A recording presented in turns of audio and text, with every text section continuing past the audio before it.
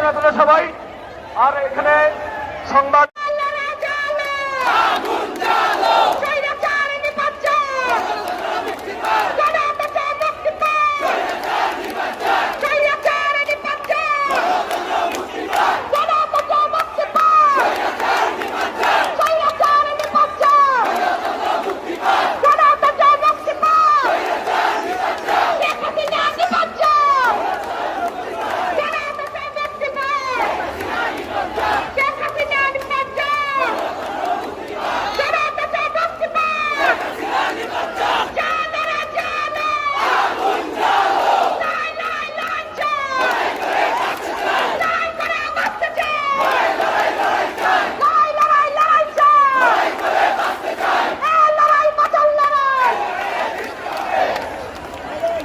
সাংস্কৃতিক কেন্দ্রের পরিবেশনা শুরু করছি।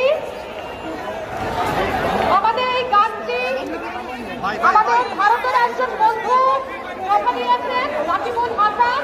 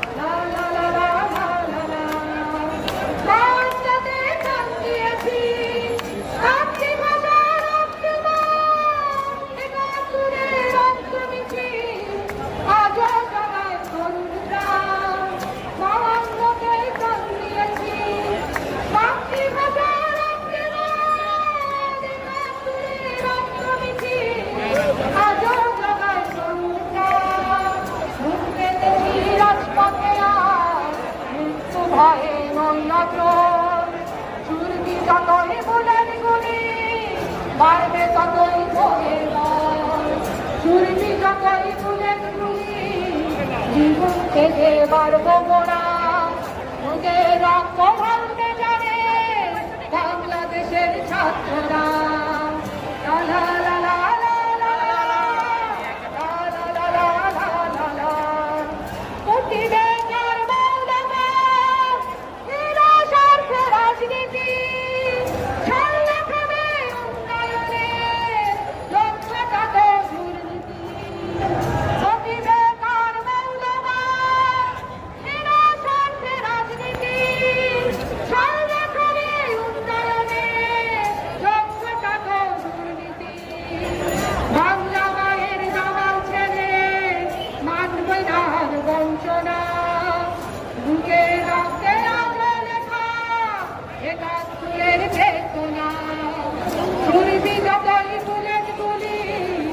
জীবন থেকে বাড়বো মোরা বুকে রক্ত ঢালতে জানে বাংলাদেশের ছাত্ররা।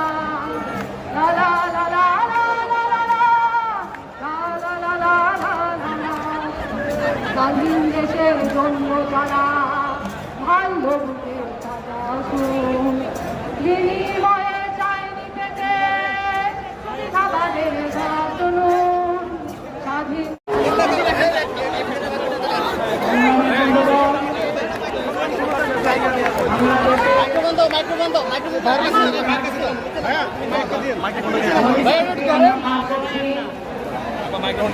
নিচে নামান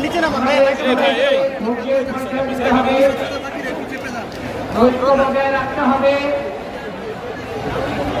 সহিংসতার অন্তর্ঘাত যারা চালাতে চায় তাদের সম্পর্কে সাবধান থাকতে হবে। সরকার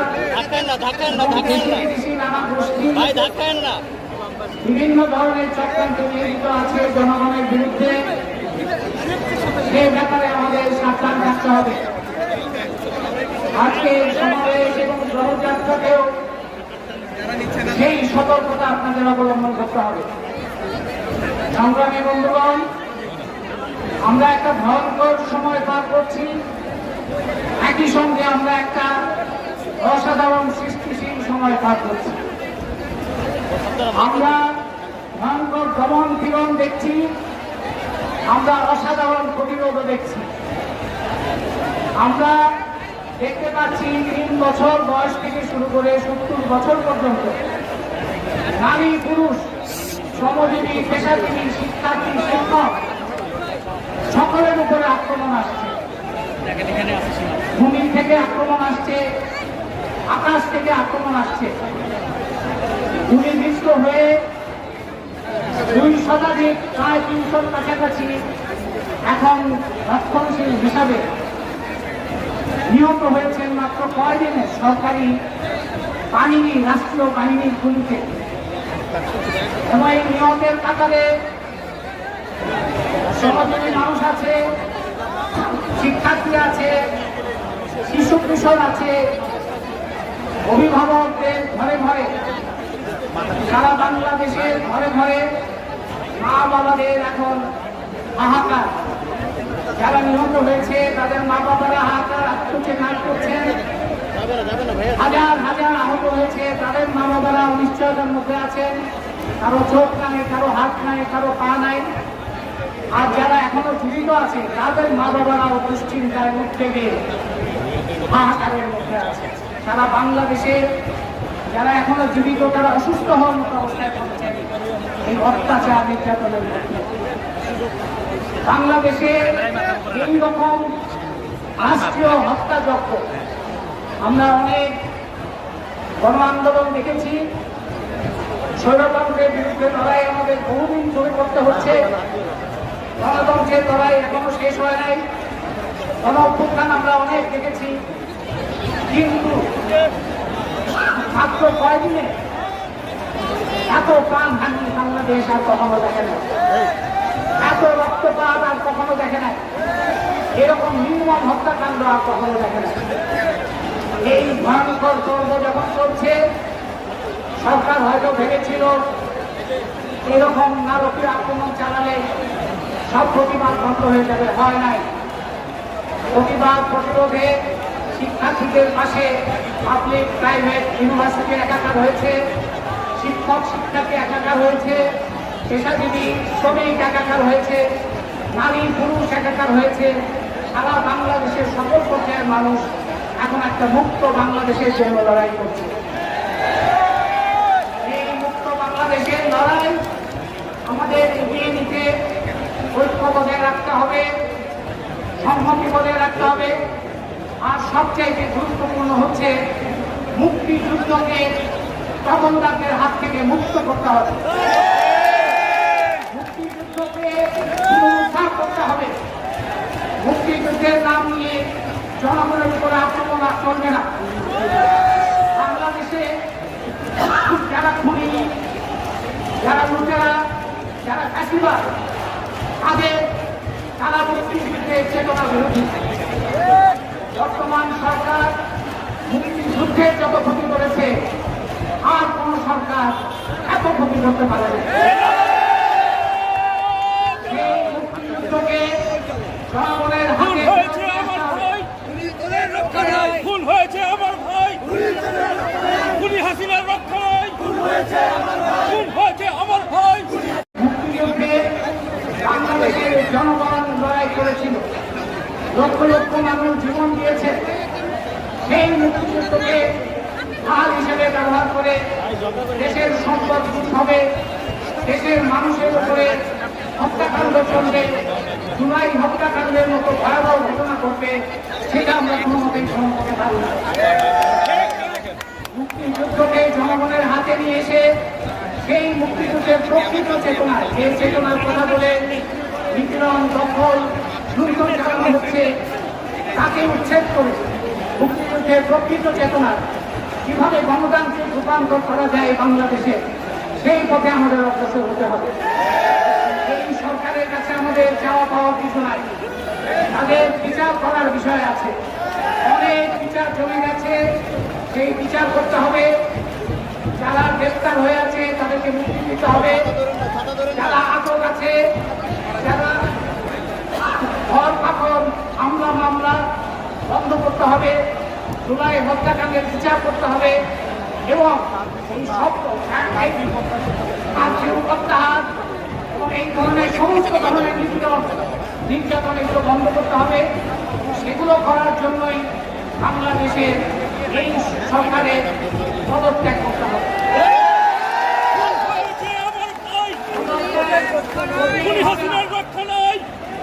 পদত্যাগ করলেই হবে না, মুক্তিযুদ্ধকে যেমন জনগণের হাতে নিয়ে আসতে হবে, এই দেশকেও জনগণের হাতে নিয়ে আসতে হবে।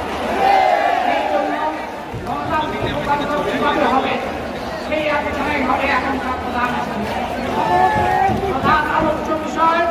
গণতান্ত্রিক রূপান্তর কিভাবে হবে, দেশে যারা আন্দোলন করছেন, শিক্ষার্থী, শিক্ষক, পেশাজীবী, শ্রমজীবী, শ্রমিক সংগঠন, নারী সংগঠন, সকলের সম্মিলিতভাবে এই রূপান্তরের পথে কাজ করতে হবে, অবদান রাখতে হবে।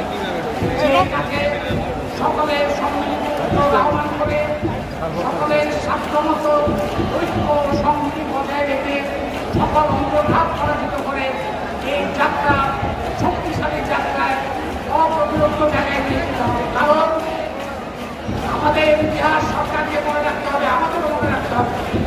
আমাদের ইতিহাস শুধু মার খাওয়ার ইতিহাস নয়, আমাদের ইতিহাস প্রতিরোধেরও ইতিহাস, আমাদের ইতিহাস নির্মাণের ইতিহাস।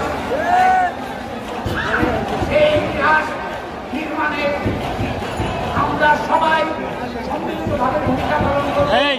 এই প্রত্যাশা রেখে যারা প্রাণ দিয়েছেন, যারা জখম হয়ে জুলুমের মধ্যে পড়ে আজকে বিভিন্ন জায়গায় চিকিৎসা নিচ্ছেন, তাদের প্রতি আমাদের দায়, তাদের প্রতি আমাদের ভালোবাসা, তাদের প্রতি আমাদের অঙ্গীকার।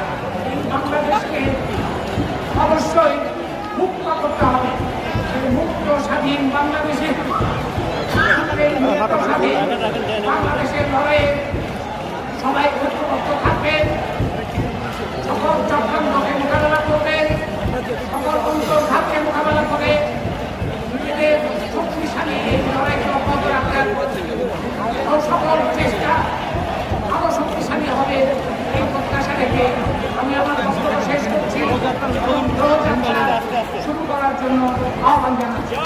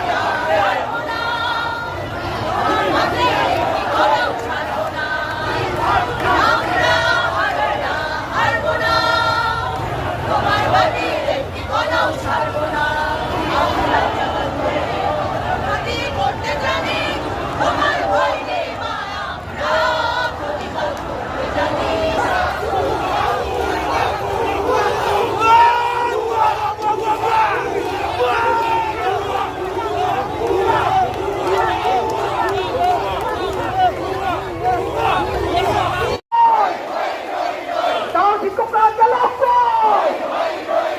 দিয়েছি তো রক্ত রক্তের বন্যা রক্তের বন্যা দিয়েছি তো রক্ত তবে যদি আসি না তাহলে তাহলে ভাই বুঝে দেখে ফেলা আসি না বুঝি না বুঝি না বুঝি না তবে যাবি হাসি না বুঝি না তবে যাবি হাসি না আরো ধরে বুঝি না তবে যাবি হাসি না বুঝি না তবে যাবি হাসি না